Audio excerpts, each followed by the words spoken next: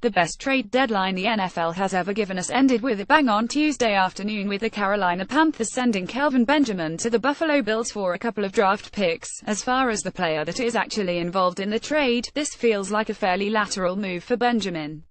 You may lose him for Week 9. The Bills play on Thursday night, but it would essentially be his bye week because the Panthers bye isn't until later in the year and the Bills already had their bye. Benjamin instantly becomes the top target on the team, which could help his volume, but he'll also have to learn a new offense on the fly, which isn't great. I'd still view him as a number 2 fantasy receiver with upside, who is better in standard leagues than he is in PPR, but that doesn't mean there aren't winners in this trade. Tyrod Taylor was a borderline number 1 quarterback without Benjamin.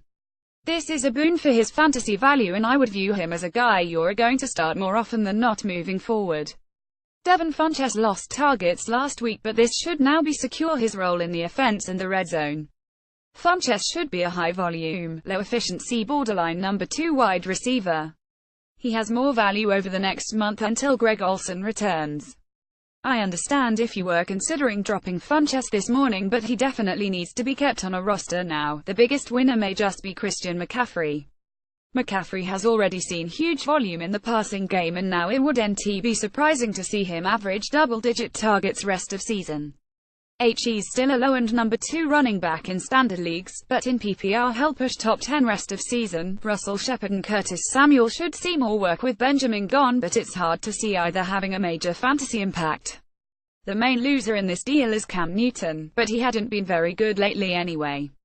Until Olsen returns, Newton will command a predictable offense with Funchess and McCaffrey as his only reliable weapons.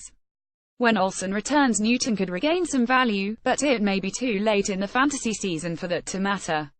On the Bills' side of the equation, Zay Jones, Andre Holmes and Jordan Matthews would technically be losers as well, but from a fantasy perspective they've been losers all season. It's just piling on to talk anymore about how bad they've been. Matthews could be a boom or bust flex on Thursday night if Benjamin is inactive, but for the most part you can cut these guys.